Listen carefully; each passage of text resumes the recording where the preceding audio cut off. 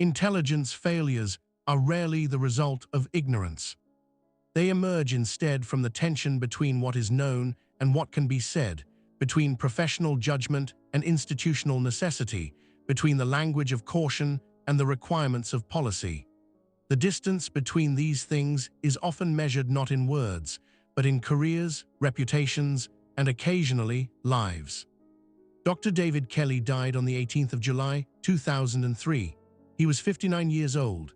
His body was found in woodland near his Oxfordshire home, approximately a mile from the house where he lived with his wife. The cause of death was recorded as hemorrhage from a severed ulnar artery in his left wrist, complicated by the ingestion of coproximol tablets and underlying coronary artery disease. These are the medical facts as determined by inquiry. What they do not explain is how a senior scientific advisor to the Ministry of Defence, a man who had spent decades working in the careful machinery of British intelligence assessment, came to be alone in those woods at all. To understand that requires understanding not just the events of 2003, but the entire architecture of expertise within which Kelly operated. It requires understanding what it means to be a subject matter expert inside a system designed to produce consensus.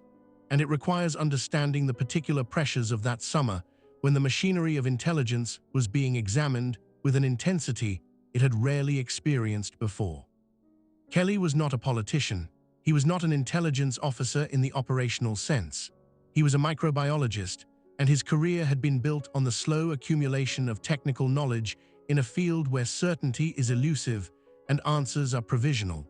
He joined the Ministry of Defence in 1984, initially working on biological research at the Chemical and Biological Defence Establishment at Porton Down. His expertise was in microbiology and the detection of biological agents.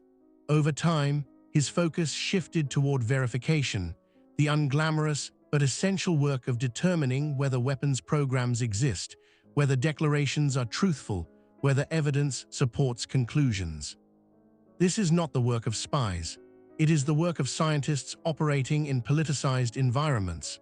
It requires not just technical skill, but diplomatic judgment, an ability to navigate between governments, inspectors, and intelligence agencies to distinguish between what can be proven and what is merely suspected. Kelly was unusually good at this. By the early 1990s, he had become involved in the international effort to verify Iraq's compliance with United Nations resolutions following the Gulf War. He became one of the United Kingdom's leading experts on Iraqi weapons programs, participating in 37 inspection visits to Iraq between 1991 and 1998. 37 visits, each one involving travel, negotiation, site access, documentation review, witness interviews, each one requiring patience and technical precision. This was not dramatic work. It was methodical. It accumulated slowly, visit by visit, report by report. He worked closely with the United Nations Special Commission, UNSCOM, during the period when Iraq's declarations were being tested against physical evidence and witness testimony. UNSCOM operated under impossible conditions. The Iraqi government was cooperative when it chose to be, obstructive when it served its interests. Inspectors were denied access to certain facilities. Documents disappeared. Scientists were intimidated. The work required persistence and an ability to read absence as carefully as presence. Kelly met Iraqi scientists. He visited declared facilities and undeclared ones. He reviewed documentation that was incomplete by design. He understood, perhaps better than most, the difference between a dormant program and an active one, between capability and intent, between what a regime wishes others to believe and what it can actually accomplish. This distinction is fundamental to intelligence work. It is also politically inconvenient. By the late 1990s, Kelly was among a small group of individuals whose assessments carried weight within British and American intelligence circles. He was not solely responsible for British judgments on Iraqi weapons, but his voice was one that others listened to. He advised the Defense Intelligence Staff. He liaised with the Secret Intelligence Service, commonly known as MI6. He was, in the language of Whitehall, a senior official with access to sensitive material and the credibility to interpret it. This credibility was built on decades of patient work. It was not spectacular. It did not lend itself to headlines, but within the systems that produce national intelligence assessments, it mattered. When Kelly spoke about Iraqi biological programs, people took notes. When he expressed caution, that caution was supposed to filter upward into formal judgments. Whether it always did is another matter. The machinery of intelligence assessment in the United Kingdom is complex and deliberately opaque. At its center sits the Joint Intelligence Committee, the JIC, established during the Second World War to coordinate intelligence from multiple agencies. The JIC does not gather intelligence itself. It receives reports from MI6, from the Government Communications Headquarters, from the Defense Intelligence Staff, from liaison services abroad. Its task is synthesis, the production of assessments that inform government policy. These assessments are written by analysts, career civil servants with regional or technical expertise. The language is meant to be precise. Words like possible, probable, likely, and assessed carry specific meanings within the intelligence community. They signal degrees of confidence. They preserve analytical distance. They remind readers that intelligence is not fact, but interpretation, built on sources of varying reliability, on fragmentary evidence, on informed judgment that may prove wrong. An assessment begins as a draft. It circulates among relevant agencies. Comments are received. Language is adjusted. Disagreements are noted or more often smoothed over. Eventually, a text emerges that represents consensus or something close to it. This text goes to the JIC itself, a committee of senior officials chaired by a cabinet office appointee. The JIC reviews, amends, approves. The assessment is then distributed to ministers and senior officials with appropriate clearance. This process is designed to ensure rigor. Multiple eyes review each claim, evidence is tested, sources are evaluated, but the process also creates pressures. Consensus is valued, outliers are uncomfortable. An analyst who consistently expresses doubt may find their assessments marginalized, not formally, not openly. But gradually, through the accumulated weight of editorial amendments, through the preference for language that sounds confident rather than tentative, through the quiet understanding that ministers need clarity, not caveats. Kelly understood this. He had worked within the system long enough to see how language shifted as it moved upward through layers of review.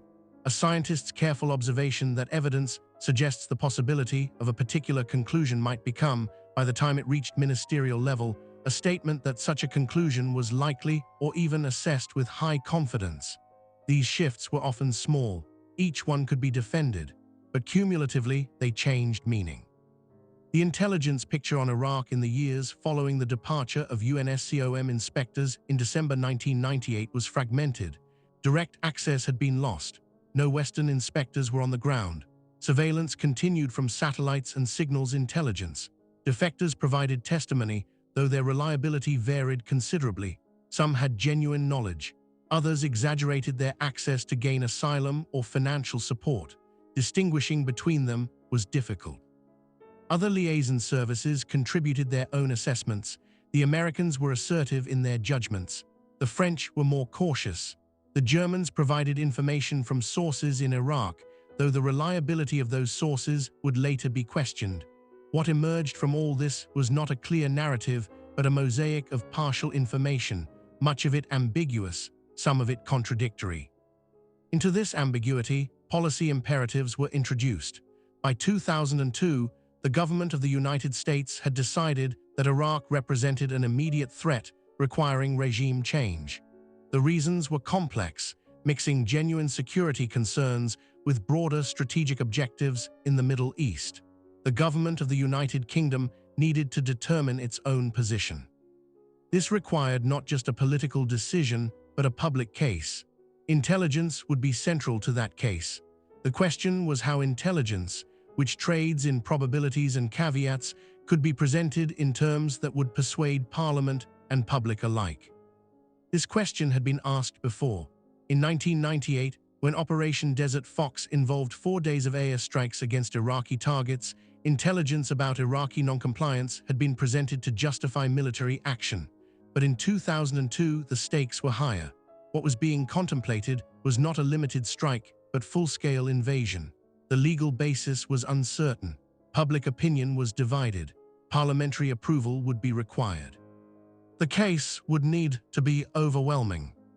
In March 2002, the Intelligence and Security Committee, a parliamentary body with access to classified material, was briefed on Iraq. The briefing covered weapons of mass destruction programs. Committee members asked about the quality of intelligence. They were told that much of it was circumstantial, that direct evidence was limited, that judgments relied heavily on inference. This was honest. It reflected the reality of assessing a closed society from the outside. But it was also politically insufficient. By September 2002, a decision had been made to publish an intelligence dossier. This was unusual. Intelligence assessments are normally classified. They are written for officials, not the public. They contain caveats, they cite sources in ways that hint at collection methods, they acknowledge uncertainty. Making such material public requires translation. Technical language must be simplified. Sources must be protected. Caveats must be balanced against the need for clarity. This translation is not neutral. Choices must be made about what to emphasize, what to downplay, what to omit entirely. The process of producing the September Dossier involved multiple drafts. The first draft was written by the Defense Intelligence Staff. It was a straightforward assessment, cautious in its language, careful to distinguish between what was known and what was inferred. This draft circulated among agencies. Comments came back. Some felt it was too cautious, that it did not convey the seriousness of the threat. Revisions were made. As the drafts evolved, language changed.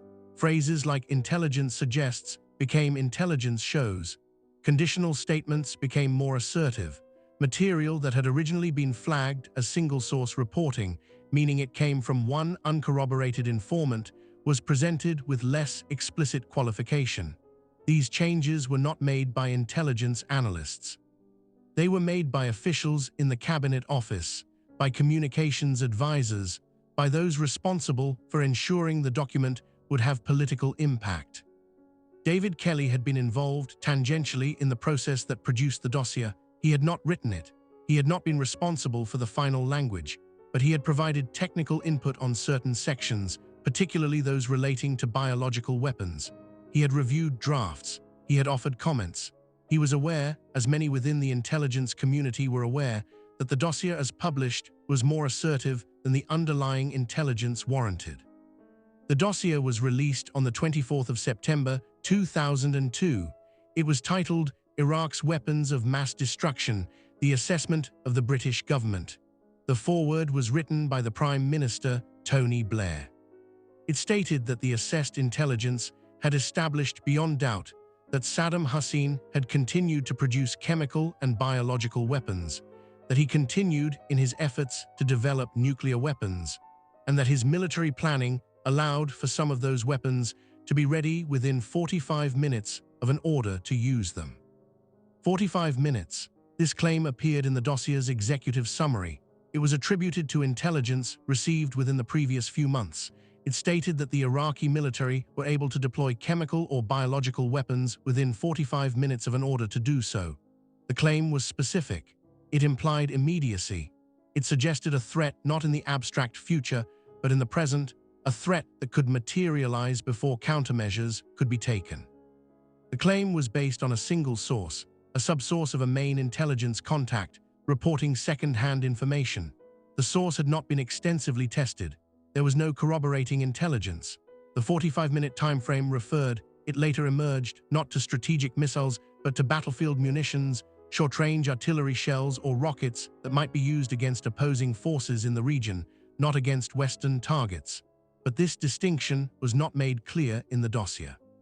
The language allowed readers, including journalists and parliamentarians, to interpret the claim as referring to longer-range systems, possibly even systems capable of threatening British interests. The 45-minute claim became central to public debate. It was repeated in media coverage. Newspapers ran headlines about the immediacy of the threat. It was cited in Parliament. It shaped perceptions of urgency.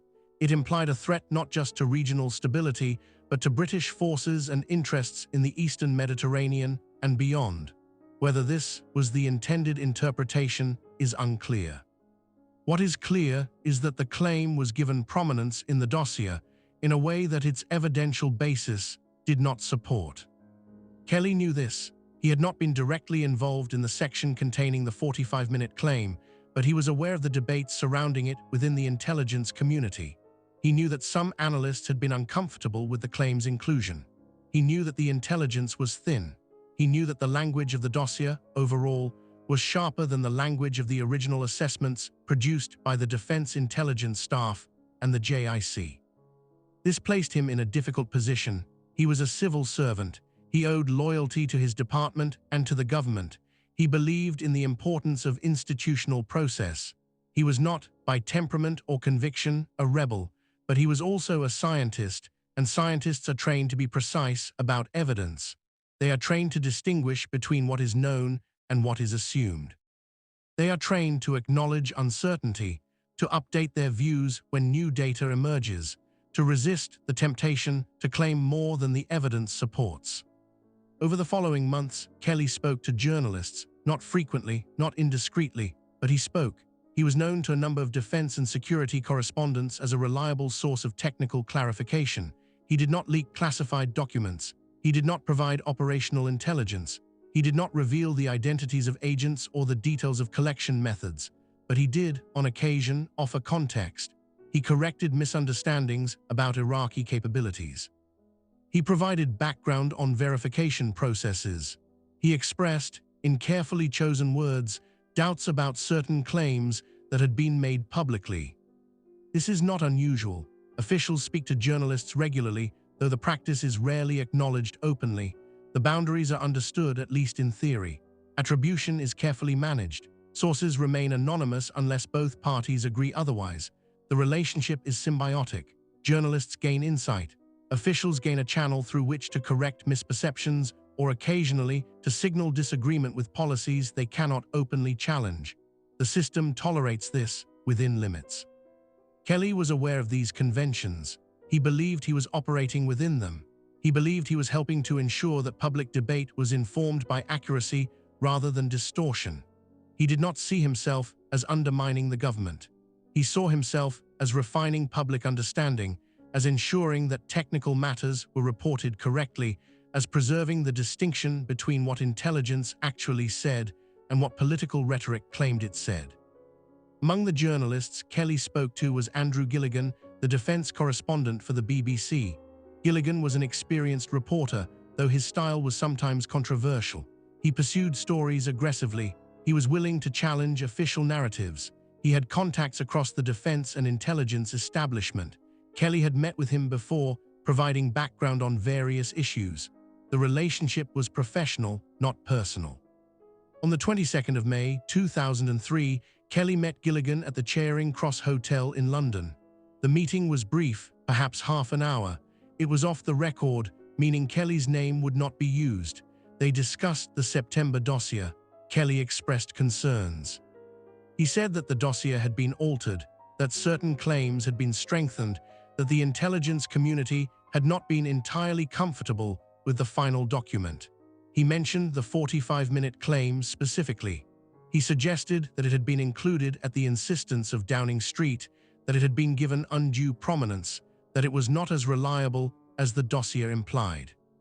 Kelly did not, as far as the available evidence shows, accuse the government of deliberate deception. He did not say that ministers knew the intelligence was false. He expressed professional skepticism, the kind of caution that characterized his entire career. But Gilligan interpreted Kelly's words more strongly. Whether this was a misunderstanding, an exaggeration, or a deliberate sharpening for journalistic impact is unclear. What is clear is that the story Gilligan subsequently broadcast went further than Kelly's actual words. On the 29th of May, at 6:07 in the morning, Gilligan appeared on the BBC Radio 4 Today programme, the most influential news broadcast in British media. He reported that a senior official involved in preparing the September Dossier had told him the government probably knew that the 45-minute claim was wrong before it decided to put it in. He said the dossier had been sexed up, transformed from a cautious assessment into something designed to make the case for war more convincing. He specifically accused Alastair Campbell, the Prime Minister's Director of Communications, of being responsible for the changes. The accusation was incendiary. It suggested not error, not exaggeration, but conscious dishonesty. It implied that the government had misled Parliament and the public, that the case for war had been built on claims known to be false. If true, this was not simply a political scandal. It was a fundamental betrayal of democratic process. The decision to invade Iraq had been controversial. Millions had protested. Legal opinion was divided.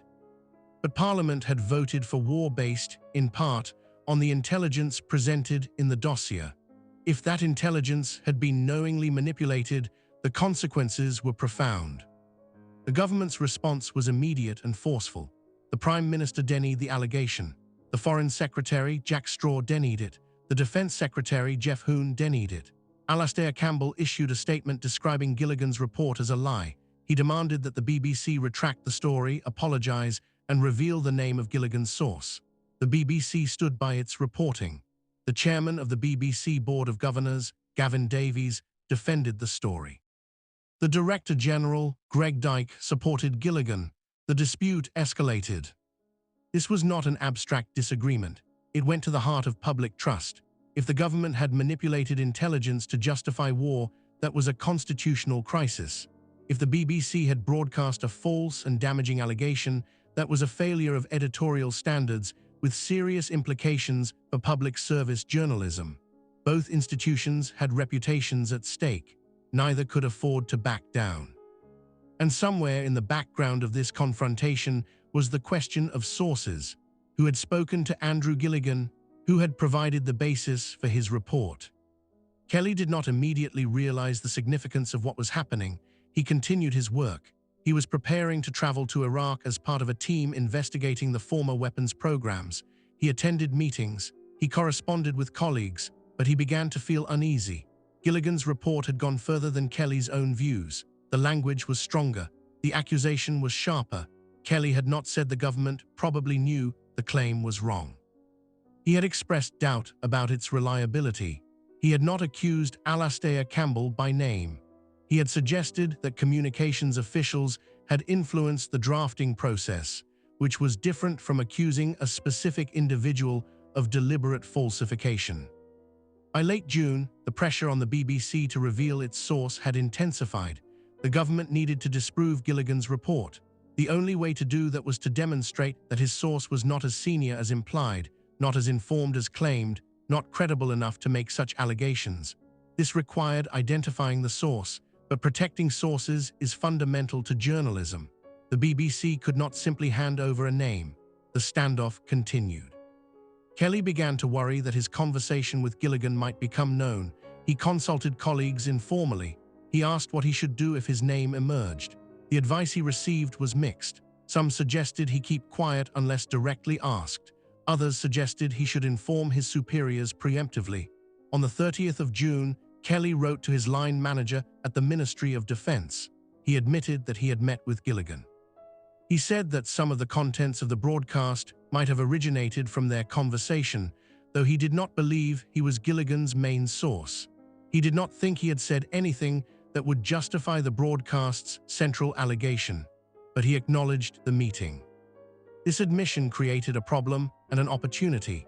The Ministry of Defense now had the name of an official who had spoken to Gilligan. If Kelly could be presented as Gilligan's source, and if his actual views could be shown to be less damaging than the broadcast suggested, the government's position would be strengthened. The BBC would be embarrassed. The allegation of deliberate deception would be undermined. But this required making Kelly's identity public, or at least making it possible for others to deduce it. This would expose Kelly to scrutiny. It would end his anonymity. It would, almost certainly, end his usefulness as a source for journalists and possibly compromise his future role in sensitive work. The decision was made at senior levels of government. Kelly's name would not be explicitly released, but a strategy would be adopted that would make identification likely. On the 8th of July, the Ministry of Defense issued a press release. It did not name Kelly. It stated that an individual had come forward to say he had met Andrew Gilligan. It provided details about the individual's background, his role, his level of seniority. It confirmed that the individual did not believe he was Gilligan's main source. The release was carefully worded. It avoided naming Kelly directly, which might have appeared vindictive, but it provided enough detail that any journalist with reasonable contacts could identify him. A parallel strategy was adopted. Ministry of Defense press officers were instructed to confirm Kelly's name if journalists guessed it. This was presented as a form of respect for the media's investigative efforts. In reality, it was a mechanism to ensure the name became public without the government appearing to have released it deliberately. The approach was cynical but effective. Within hours, journalists were calling the Ministry of Defense with guesses. Is it David Kelly? Yes. Can you confirm the name is David Kelly? If you've worked it out, we're not going to deny it. By the 9th of July, Kelly's name was public. Newspapers printed it. Broadcasters reported it. His photograph appeared. His career history was summarized. His home address was not published, but journalists arrived in his village. His telephone rang constantly. He was no longer an anonymous official. He was a figure in a public controversy, a controversy he had never sought and did not know how to navigate. He was not prepared for what followed. He was questioned by his superiors. He was required to provide a written account of all his contacts with journalists over the previous year. He was told he would need to appear before parliamentary committees. These were not quiet, procedural inquiries. They were forums where the government's credibility was being defended, where opposition members would seek to exploit any inconsistency, where Kelly's words would be examined for signs that the government had misled the public or that the BBC had distorted the truth. The Foreign Affairs Select Committee scheduled a hearing for the 15th of July. Kelly was told he would be the witness. He was advised by Ministry of Defense personnel officers. He was shown likely questions. He was told to answer honestly but carefully. He was told not to speculate. He was told to stick to facts. This advice was well-meaning but inadequate. Kelly was not a politician. He was not trained in media handling. He was a scientist, accustomed to technical discussions, not to hostile questioning in a public forum. The committee hearing took place on the afternoon of the 15th of July. The room was full, journalists were present, the session was televised. Kelly sat alone at a table. He wore a dark suit. He looked uncomfortable. The questioning began. The committee chairman asked Kelly to confirm his identity and his role. Kelly did so. He was then asked about his meeting with Andrew Gilligan. He confirmed it had taken place. He was asked what he had said. Kelly was careful. He said he had discussed the dossier in general terms. He said he had expressed concerns about some of the claims. He said he did not believe he had said anything that would justify Gilligan's broadcast. He said he did not recognize himself in Gilligan's description of the source. The opposition members pressed harder. They wanted to know exactly what Kelly had said. They wanted to know whether he had mentioned the 45-minute claim. They wanted to know whether he had mentioned Alastair Campbell. Kelly answered carefully. Yes, he had discussed the 45-minute claim. Yes, he might have mentioned that Downing Street had been involved in the drafting process, but he had not accused anyone of lying. He had not said the government probably knew the claim was wrong. He had expressed professional doubt, not political accusation. The session lasted over an hour. Kelly answered more than 100 questions. His discomfort was visible. He stumbled over words. He asked for questions to be repeated. He appeared exhausted. At one point, a committee member asked whether he felt he was being used as a scapegoat. Kelly did not answer directly. He said he was trying to be as helpful as possible. The implication was clear. He understood what was happening. He was being positioned as an inadequate source, someone too junior or too poorly informed to justify Gilligan's report. This positioning was essential to the government's case, but it humiliated Kelly professionally. It suggested he had exaggerated his own knowledge or misunderstood what he had heard. 2 days later, on the 17th of July, Kelly appeared before the Intelligence and Security Committee. This committee operated differently. Its members had security clearance. Its hearings were not public. The session was held in a secure room in the Cabinet Office. There were no cameras. Transcripts would be released later, but participants could speak more freely than in a televised hearing. The questioning was similar in substance, but different in tone. The committee members were less adversarial. They wanted to understand what Kelly knew, what he had said, why he had spoken to journalists at all. Kelly's answers were consistent with his earlier testimony. He acknowledged expressing concerns about the dossier. He denied being Gilligan's main source. He maintained that he had not accused the government of deliberate deception. The committee seemed satisfied. They thanked Kelly for his cooperation. The session ended around noon.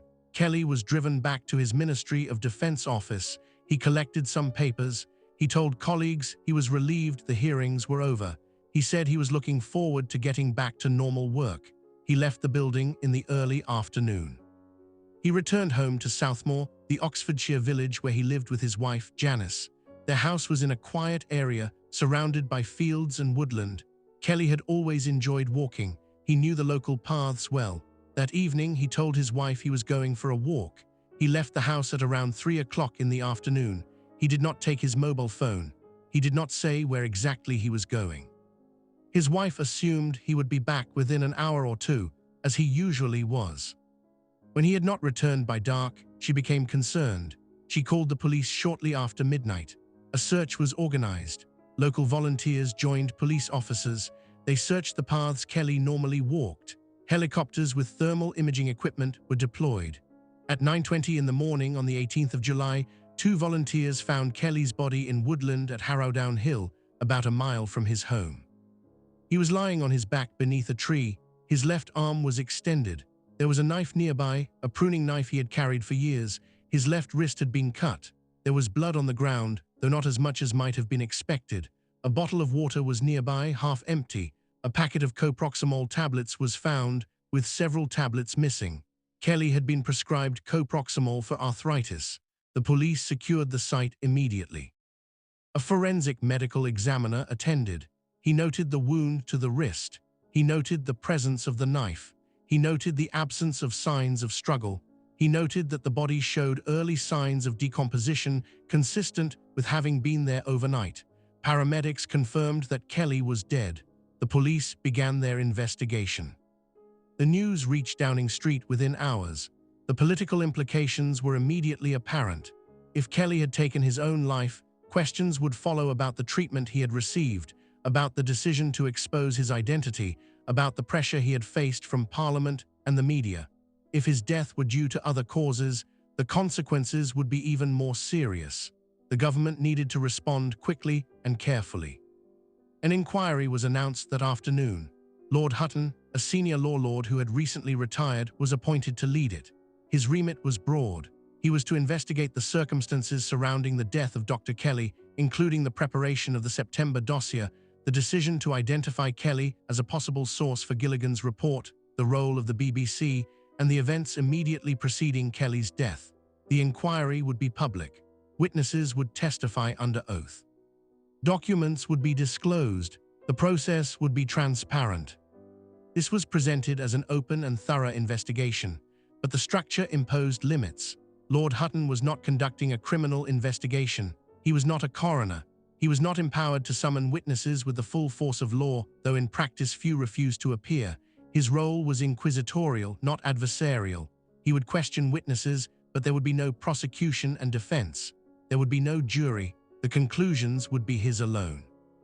The inquiry opened on the 1st of August, 2003.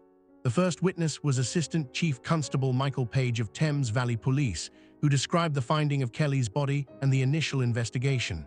Subsequent witnesses included pathologists, forensic experts, Kelly's family, his colleagues, journalists, civil servants, intelligence officials, and ministers.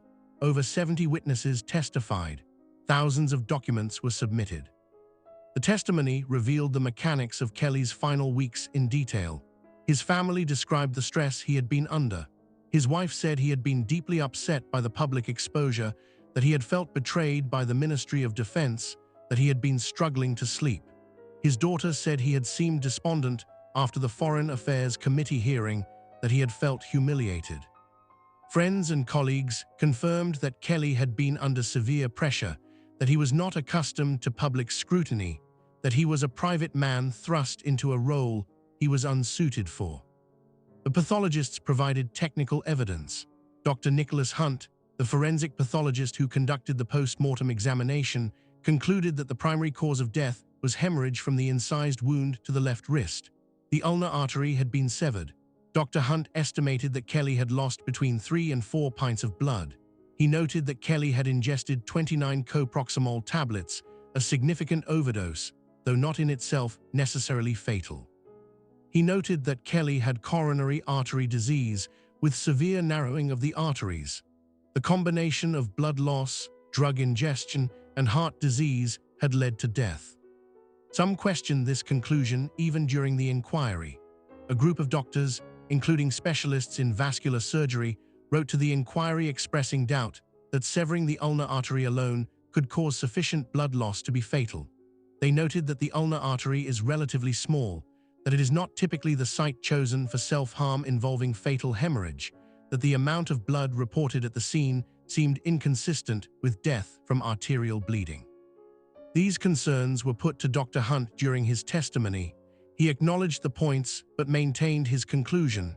The artery had been severed, blood had been lost. Combined with the other factors, particularly the heart disease and the drug ingestion, the result had been fatal. The toxicology report showed that Kelly's blood contained a concentration of dextropropoxyphene, the active ingredient in coproximol, at a level consistent with ingestion of a substantial number of tablets. The level was not exceptionally high.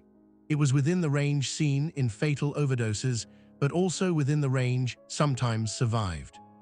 The pathologist concluded that the drug had contributed to death by suppressing cardiac and respiratory function, particularly in combination with the blood loss and pre-existing heart condition. The inquiry heard extensive testimony about the process that led to Kelly's identification. Civil servants explained the decision-making. The permanent secretary at the Ministry of Defense, Sir Kevin Tebbit, testified that Kelly's admission had created a difficult situation. The government was under intense pressure to respond to Gilligan's allegations. Kelly's name provided a way to do that, but there were concerns about his welfare. Instructions were given that he should be treated properly, that he should have support. Whether those instructions were followed adequately is a matter of interpretation. Jeff Hoon, the defense secretary, testified that he had approved the strategy of confirming Kelly's name if journalists guessed it. He said this had seemed a reasonable middle course, neither actively releasing the name nor refusing to confirm it once it had been deduced. He denied that the strategy was designed to expose Kelly. He said the intention had been to respond to the BBC's allegations while protecting Kelly as much as possible. Under questioning, he acknowledged that Kelly had been placed in a difficult position, but maintained that the government's actions had been appropriate. Alastair Campbell testified about the preparation of the September Dossier.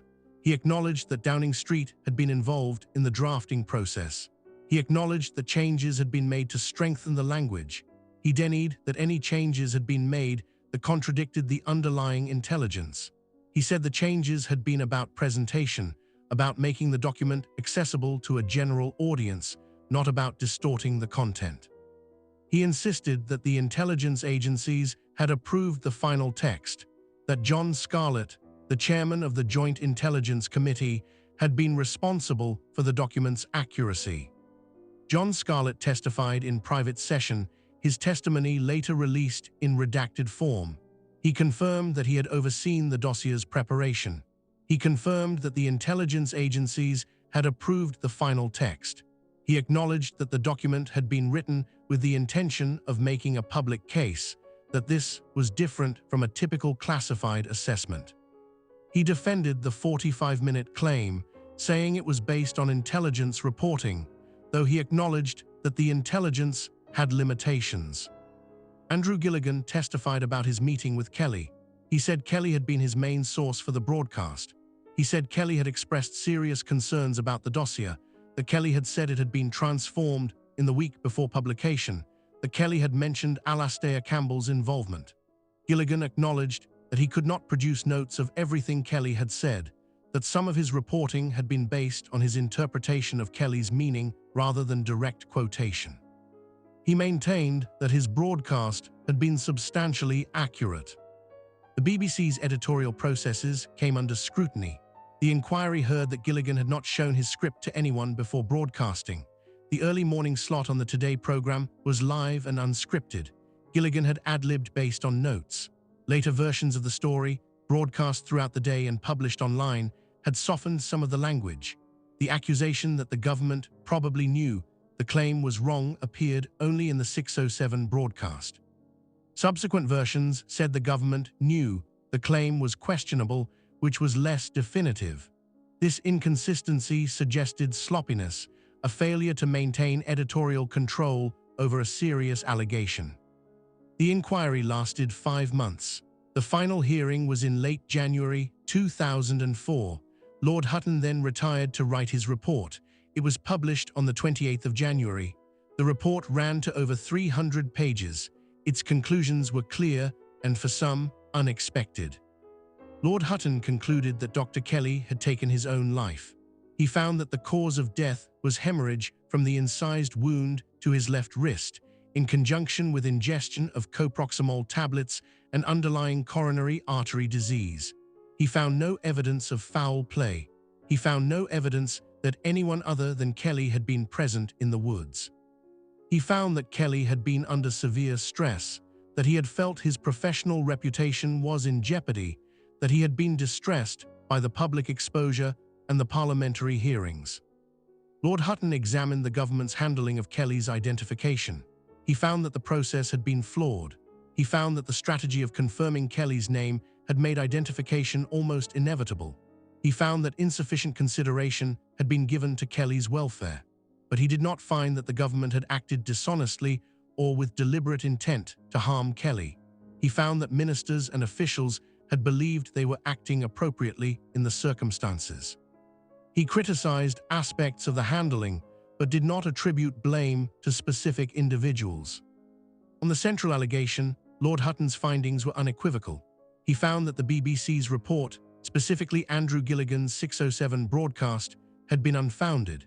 He found that the allegation that the government had probably known the 45-minute claim was wrong was not supported by the evidence. He found that the dossier had not been sexed up, that the changes made during drafting had not fundamentally altered the intelligence agency's assessments. He found that John Scarlett and the Joint Intelligence Committee had maintained control over the document's content, that Alastair Campbell's involvement had been about presentation rather than substance. He found that the BBC's editorial processes had been defective. He found that Gilligan's reporting had not been properly checked, that the allegation was too serious to broadcast without robust verification, that the BBC's management had failed to investigate the story's accuracy before defending it. He found that the BBC's governors had not adequately scrutinized the journalism before supporting it publicly. The report largely exonerated the government. It criticized the BBC severely. The political consequences were immediate. Gavin Davies, the BBC chairman, resigned on the day the report was published. Greg Dyke, the Director General, resigned the following day. Andrew Gilligan resigned shortly afterward. The government accepted the report's findings. Ministers who had been criticized for their handling of Kelly's identification expressed regret but did not resign. The Prime Minister thanked Lord Hutton for his thorough work. But the report did not end the questions. It answered certain narrow matters of fact while leaving broader concerns unresolved. Public reaction was divided. Some accepted Hutton's conclusions. Others felt the report had been too lenient toward the government, too harsh toward the BBC. Opinion polls showed significant skepticism. A poll conducted shortly after publication found that over 50% of respondents believed the inquiry had been a whitewash. The medical evidence became a focus of continuing debate. In the months and years following the report's publication, medical professionals raised concerns about the conclusion that Kelly had died from blood loss. Dr. David Halpin, a trauma surgeon, noted that the ulnar artery is relatively small and that its severance, even complete severance, rarely produces fatal hemorrhage in the absence of other injuries. He noted that in his experience, patients with such injuries typically survived if they received even basic medical intervention, and often survived even without it. Other doctors joined this critique. Dr. Seal Sennett, a specialist in emergency medicine, reviewed the post-mortem report and the evidence presented to the Hutton Inquiry. He noted that the blood loss estimated by the pathologist, between 3 and 4 pints, represented less than half of an adult's total blood volume. He noted that such blood loss, while serious, is not normally fatal. He noted that most of the blood would have been lost while Kelly was still conscious, and questioned why he would not have sought help or applied pressure to the wound. The coproximol level in Kelly's blood was also questioned. Dr. Alan Toft, a former president of the Royal College of Physicians in Edinburgh, noted that the concentration found, 1.0 micrograms per milliliter, was at the lower end of the potentially fatal range. He noted that many individuals survived higher concentrations. He noted that coproximal overdoses typically produce symptoms, including vomiting, and questioned whether Kelly could have walked the distance to where his body was found after ingesting 29 tablets. These were not conspiracy theorists. They were credentialed medical professionals raising questions about the interpretation of evidence. Their concerns were not about whether Kelly had been murdered, but about whether the medical conclusion of suicide by exsanguination was adequately supported by the physical findings. They did not claim to know what had happened. They claimed only that the official explanation did not fully satisfy them as clinicians. Lord Hutton's report addressed some of these concerns preemptively. The pathologist, Dr. Hunt, had acknowledged during testimony that severing the ulnar artery was an unusual method. He had noted that the volume of blood at the scene was less than might be expected, but he had explained this by reference to Kelly's heart disease. He suggested that as blood was lost, cardiac output would have decreased, reducing blood pressure, slowing further blood loss. He suggested that the coproximol would have suppressed respiration and cardiac function. He suggested that the combination of factors, while individually perhaps survivable, had together proven fatal. This explanation is medically plausible. It is also, some argued, convenient. It allows multiple individually insufficient causes to be combined into a sufficient explanation. But testing such an explanation requires assumptions about the sequence of events, about Kelly's physiological state, about variables that cannot now be measured. Medicine is not physics. Certainty is elusive. What seems implausible may nevertheless have occurred. What seems obvious may be wrong. The restriction on Kelly's post-mortem files added to the unease. In 2004, shortly after the Hutton report was published, Lord Falconer, the Lord Chancellor, ordered that all records relating to Kelly's post-mortem examination be closed for 70 years. The stated reason was to protect Kelly's family from further distress. The order applied to photographs, toxicology reports, medical notes, any material generated during the post-mortem that had not already been made public through the Hutton Inquiry. 70 years is an unusual period. It is longer than the standard closure period for sensitive government documents, which is typically 30 years, recently reduced to 20. The decision was made under Section 38 of the Public Records Act, which allows records to be closed if disclosure would cause distress to living individuals. But Kelly's immediate family had not requested the closure. His widow later stated that she had not been consulted about the decision, that she had been informed of it after the fact. The effect of the closure was to prevent independent medical review. Doctors who questioned the official conclusions could not examine the primary evidence. They could only review the summaries and excerpts presented during the inquiry. They could not see the full post-mortem photographs, could not review the complete toxicology data, could not examine the pathologist's detailed notes. This lack of access did not prove anything untoward.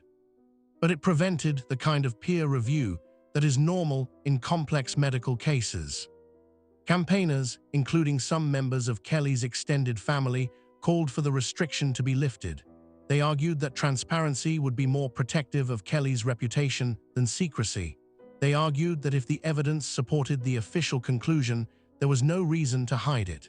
They argued that the restriction fueled exactly the kind of speculation it was meant to prevent. The government refused. Ministers stated that the decision had been taken in good faith, that the family's privacy was paramount, that reopening the matter would serve no purpose. In 2010, a group of doctors, including several of those who had publicly questioned the medical findings, wrote to the Attorney General requesting a formal inquest. Under English law, a public inquiry can take the place of an inquest, but only if the inquiry adequately investigates the cause of death. The doctors argued that the Hutton Inquiry had not been equivalent to an inquest, that it had focused on political matters rather than medical ones, that the medical evidence had not been subjected to the rigorous examination that an inquest would provide. The Attorney General, Dominic Grieve, reviewed the request. He consulted legal advisors. He reviewed the Hutton report. In 2011, he announced that he would not order an inquest. He found that Lord Hutton's inquiry had been thorough, that the medical evidence had been adequately examined, that there was no reason to believe the conclusions were unsafe. He acknowledged the concerns raised by the doctors, but stated that disagreement among medical professionals was not sufficient grounds to overturn findings made by a qualified pathologist and accepted by a judicial inquiry. This decision was legally defensible but politically unsatisfying. The doctors had not claimed certainty. They had claimed doubt. They had asked for their doubts to be examined through the formal processes that exist precisely for such purposes. The refusal to provide that examination suggested that the government valued finality over thoroughness, closure over scrutiny. It suggested that some questions were not meant to be asked again, regardless of their legitimacy. There were also questions about the circumstances of Kelly's final hours that the Hutton Inquiry had not fully resolved. Kelly had left his home on the afternoon of the 17th of July. He had told his wife he was going for a walk. He had not seemed unusually distressed that morning. He had made telephone calls. He had sent emails. He had been preparing for a return to work. The decision to take his own life, if that is what occurred, appears to have been made suddenly. This is not unusual in suicides. The decision is often impulsive. External triggers may be invisible to others, but Kelly had also been prescribed citalopram, an antidepressant, in the days before his death. He had seen his general practitioner on the 11th of July, the day after his name became public. The doctor had assessed him as mildly depressed, but not at immediate risk. The doctor had prescribed citalopram and suggested a follow-up appointment. Kelly had collected the prescription, but there is no evidence he began taking the medication. The tablets were not found with his body. The inquiry heard that Kelly had been worried about his pension. He had apparently been told that his conduct in speaking to journalists without authorization might affect his employment status and consequently his pension entitlement. This worried him significantly. His colleagues testified that he had mentioned it several times.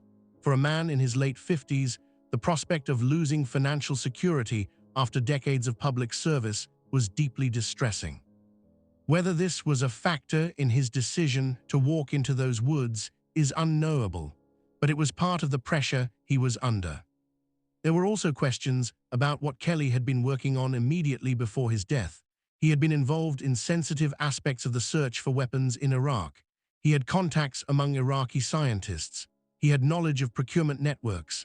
Some speculated, without evidence, that he possessed information that others might have wanted suppressed. These speculations are not supported by any credible testimony or documentation. But they persist, in part because Kelly's death occurred at a moment of maximum political sensitivity, in part because the official account leaves room for doubt. The broader implications of Kelly's death extended beyond questions of medical evidence or official procedure. His death highlighted the vulnerability of expert advisors within government. Kelly had spent decades building expertise. He had been trusted with sensitive responsibilities. He had advised ministers and intelligence agencies, but when political controversy arose, he was exposed. The systems that had relied on his judgment did not protect him when protection was needed. This is not unique to the United Kingdom. Expert advisors in many democracies face similar pressures. They are expected to provide honest assessments. They are expected to maintain confidentiality. They are expected to serve political masters without becoming political themselves. These expectations are often contradictory. When they conflict, the advisor is caught between incompatible loyalties. Institutions resolve such conflicts by prioritizing their own survival. Individuals have no such mechanism. The Kelly case also exposed the tension between transparency and security. Intelligence work requires secrecy. Sources must be protected. Methods must not be disclosed. But democracies also require accountability. Governments must be able to justify their decisions. Parliaments must be able to scrutinize executive action. The media must be able to investigate and report. Balancing these imperatives is difficult. The mechanisms for doing so, select committees, security-cleared oversight bodies, judicial inquiries, are imperfect. They operate within constraints. They can illuminate some things while obscuring others. Lord Hutton's inquiry illuminated the process by which the September Dossier was produced. It revealed the involvement of Downing Street communications staff. It revealed the debates over language. It revealed the concerns expressed by some intelligence analysts, but it did not fundamentally challenge the legitimacy of that process. It found that political involvement in the presentation of intelligence was normal, that communications advisors had a legitimate role, that strengthening language for public consumption was acceptable provided the underlying intelligence was not contradicted. This finding was controversial. Some argued that any political involvement in intelligence assessment compromised its integrity. They argued that intelligence should be produced by professionals, free from policy considerations, presented to decision-makers without embellishment. Others argued that this was naive, that intelligence exists to inform policy, that presentation necessarily involves judgment about emphasis and relevance, that excluding political perspectives from the drafting process would produce documents that failed to address the questions decision-makers actually needed answered. Both positions contain truth. Intelligence should be protected from politicization. Analysts should be free to reach conclusions based on evidence, not on what ministers wish to hear, but intelligence cannot be produced in a vacuum. The questions asked, the resources allocated, the priority given to different issues all reflect political judgments. The idea of pure, apolitical intelligence is an ideal that cannot be fully realized in practice. The September Dossier represented an extreme point on this spectrum. It was an intelligence document produced for political purposes, intended not for classified circulation, but for public release, designed not to inform officials who already had access to the underlying material, but to persuade a public that did not. The process that produced it involved more political input than normal. The language was stronger than in typical assessments. The caveats were fewer. Whether this crossed a line from legitimate presentation into inappropriate manipulation depends on where one believes that line should be drawn. David Kelly believed a line had been crossed. He did not accuse the government of lying. He did not claim that ministers had knowingly included false information, but he believed the dossier overstated the confidence with which conclusions could be drawn. He believed certain claims, particularly the 45-minute claim, had been given undue prominence. He believed the impression created by the dossier was more alarming than the intelligence warranted. These beliefs were professional, not political. They reflected his understanding of what the evidence actually showed. His attempt to correct public misunderstanding by speaking carefully to journalists placed him in an impossible position. He could not speak openly without breaching confidentiality. He could not remain silent without allowing misperceptions to stand. He tried to navigate between these constraints. He spoke off the record. He provided context rather than documents. He corrected errors rather than making accusations. He believed this was responsible. The system in which he operated could not tolerate even this limited dissent. The aftermath of Kelly's death brought procedural changes. The government introduced new guidelines for civil servants who have contact with the media. The guidelines emphasized the need for authorization, for record keeping, for transparency with line managers. They were designed to prevent unauthorized disclosures and to protect officials who spoke appropriately. Whether they achieved either goal is debatable. The effect may simply have been to make officials more cautious, less willing to provide context, even when doing so would improve public understanding. The BBC reformed its editorial processes. The corporation commissioned an independent review, led by Ronald Neal, a former BBC executive. The Neal Report, published in June 2004, found significant failings. It found that the Today program's early morning broadcasts had insufficient editorial oversight. It found that Gilligan had been allowed to operate with too much independence. It found that serious allegations should have been verified more rigorously before broadcast. It found that the BBC's management had defended the journalism too quickly before adequately investigating its accuracy. The BBC accepted the findings and implemented the recommendations. But structural changes do not address underlying tensions. Journalists must still rely on confidential sources. Sources must still weigh the risks of speaking. Officials must still navigate between loyalty and honesty. The systems have adapted. The pressures remain. The Intelligence and Security Committee's remit was expanded in the years following the Kelly case. The committee gained greater access to intelligence material. Its membership was reformed to increase independence from government. Its reports became more detailed. These changes were intended to strengthen parliamentary oversight of intelligence agencies. Whether they succeeded depends on one's view of what effective oversight requires. The committee remains appointed by the Prime Minister, though now with some parliamentary input. Its members have security clearance, which enables access but also constrains what they can disclose publicly. They can scrutinize. They cannot always reveal what they find. The broader question of how democracies should oversee secret agencies remains unresolved. Too much transparency compromises security. Too little transparency enables abuse. The balance shifts over time, influenced by scandals, by technological change, by the evolving nature of threats. The Kelly case was one moment in this ongoing negotiation.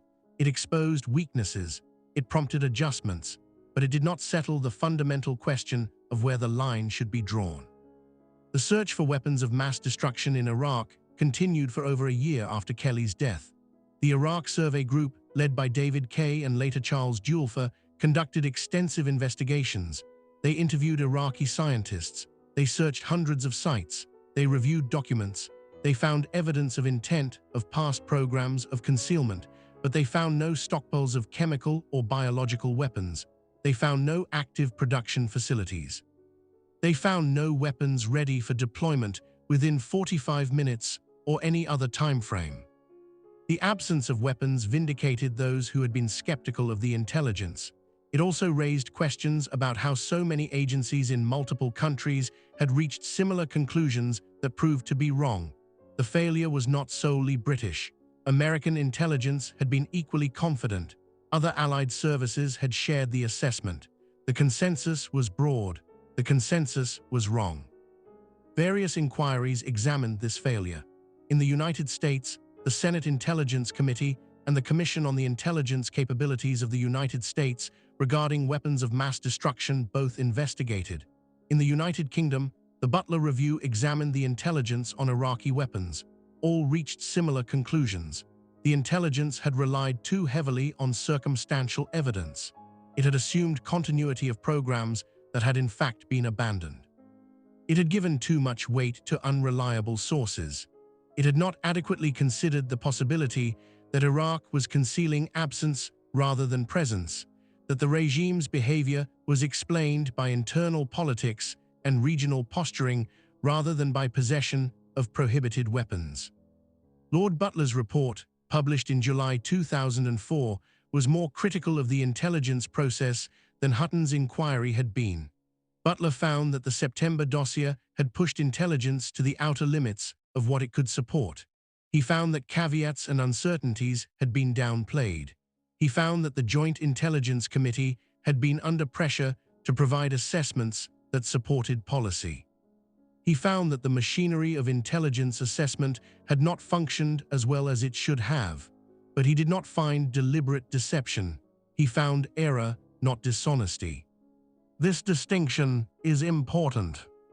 To find error is to acknowledge failure while preserving institutional legitimacy. To find deception is to call that legitimacy into question. Butler chose the former. Whether the evidence supported a stronger conclusion is a matter of interpretation. The careful reader of Butler's report can find, between the lines, suggestions that the process had been corrupted in subtle ways, that analysts had understood what was wanted and had provided it, that challenge and skepticism had been unwelcome. But these suggestions remain implicit. The explicit findings were measured. David Kelly would have understood this. He had operated in that world. He had seen how language is calibrated, how conclusions are softened, how institutions protect themselves. He had been part of that machinery. He had believed in its importance. He had also seen its failures. His attempt to address those failures, quietly, through careful conversations with journalists, had destroyed him. The machinery had survived. He had not. There is a question about memory. How is David Kelly remembered? Within the defense and intelligence community, he is remembered as a skilled professional, a loss to the field. Among those who opposed the Iraq War, he is sometimes remembered as a martyr, a man who spoke truth and paid the price. Among those who supported the war, he is sometimes remembered as a figure whose personal tragedy was exploited by opponents of government policy. Each of these memories contains partial truth. None captures the whole. Kelly himself would likely have rejected all such characterizations. He was not a martyr. He did not seek to challenge policy. He was not a hero or a victim in the dramatic sense. He was a civil servant who tried to maintain professional standards under pressure and found that the pressure exceeded his capacity to withstand it. There is nothing grand in this. There is only sadness. The place where Kelly died has not been marked. There is no memorial at Harrowdown Hill. The woodland is accessible. People walk there without knowing. This anonymity is perhaps appropriate. Kelly did not live a public life. He did not seek attention. His work was meant to be invisible. That invisibility could not be maintained when political controversy required a name, a face, a person to position in a narrative. But in death, he has returned to a kind of invisibility. The controversy has faded. The debates have moved on. His name is invoked occasionally, but not often. He has become a reference, a case study, rather than a presence. His family has maintained privacy. They have not sought publicity. They have not campaigned for further inquiries, though some relatives have supported such calls. They have tried to rebuild their lives. This is their right. They lost a husband, a father. The public lost an expert, a source of institutional knowledge. These losses are not equivalent. The family's grief is not a matter of public interest, except insofar as it reminds us that behind every political controversy, there are people whose suffering is real and specific.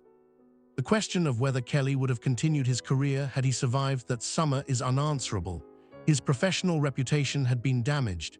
His relationships with colleagues had been strained. His usefulness to journalists had ended. He might have retired. He might have moved to academic work. He might have found a way to continue. But the trajectory of his career had been irrevocably altered. The exposure had changed everything. There is also the question of what Kelly knew about Iraqi weapons programs that has not been disclosed. He had decades of experience. He had access to intelligence from multiple sources. He had relationships with scientists and officials across the Middle East. When he died, that knowledge died with him. Some of it was documented, much was not. The loss is tangible but unquantifiable. No one else possessed precisely his combination of technical expertise, personal contacts, and historical understanding. His absence weakened British capability in an area that remains relevant. The political impact of Kelly's death was significant but not transformative. The government survived. Tony Blair remained Prime Minister until 2007, resigning not because of Iraq, but because of broader political exhaustion. The Conservative opposition, which had supported the war, could not exploit the controversy effectively. The Liberal Democrats, who had opposed the war, gained support, but not enough to fundamentally alter the political landscape. The BBC recovered from the resignations and the criticism. The institutions adapted. But public trust did not recover as easily. Surveys conducted in the years following 2003 showed declining confidence in government statements, particularly on matters of national security, declining confidence in intelligence assessments, declining confidence in media reporting. The Kelly affair contributed to this erosion. It demonstrated that official accounts could be contested, that experts could disagree with government, that tragic consequences could follow from bureaucratic decisions. These lessons, once learned, are not easily forgotten. The legacy of the case is diffuse. It is cited in discussions of whistleblower protection, though Kelly was not exactly a whistleblower. It is cited in debates about media responsibility, though the journalism involved was not entirely irresponsible. It is cited in arguments about intelligence reform, though the intelligence failures involved were broader than any single case. Kelly's death has become a touchstone invoked to support various positions, not all of them consistent with the facts of what actually occurred. This is perhaps inevitable. Ambiguous events invite interpretation. When official accounts are disputed, when evidence is withheld, when questions remain unanswered, people fill the gaps with their own understandings. Some of these understandings are reasonable, others are not. Distinguishing between them requires patience, a willingness to live with uncertainty, a recognition that not all questions have clear answers. The medical questions, in particular, may never be fully resolved. The post-mortem files remain closed. They will not be opened until 2074, by which time everyone directly involved will be dead. The decision to close them may have been made in good faith. It may have been made to protect privacy, but its effect has been to ensure that independent verification of the official conclusions is impossible for the lifetimes of those who might challenge them. This is not transparency. It is the opposite. There is a broader point here about how institutions handle uncomfortable questions. When doubt is expressed, when challenges are raised, the response is often to close ranks, to insist that existing processes are adequate, to characterize further inquiry as unnecessary or motivated by conspiracy thinking. This response is understandable. Institutions must defend their legitimacy, but it is also corrosive. It suggests that some questions are not welcome, that some doubts must not be voiced, that closure is more important than truth. David Kelly's death raised questions about the systems that produce intelligence, that protect experts, that balance secrecy and accountability. Some of those questions were addressed by the Hutton Inquiry and subsequent reviews. Others were not. The questions that were not addressed have not disappeared. They have simply been deferred, waiting for the next case, the next failure, the next moment when the machinery produces an outcome that cannot be easily explained or defended. Intelligence assessment remains a difficult craft. Analysts still work with incomplete information. They still face pressure to provide certainty. They still operate in environments where policy needs and analytical caution pull in different directions. The structures designed to manage these tensions are better than they were. They are not good enough. They may never be good enough. The tensions are inherent in the work itself. The role of expert advisors within government remains precarious. They are valued for their knowledge. They are vulnerable when that knowledge conflicts with institutional priorities. They are expected to speak honestly in private and to remain silent in public. When this bargain breaks down, when private honesty becomes public controversy, the advisor is expendable. The institution survives. The advisor does not. This is not unique to intelligence work. It is a feature of bureaucratic systems everywhere.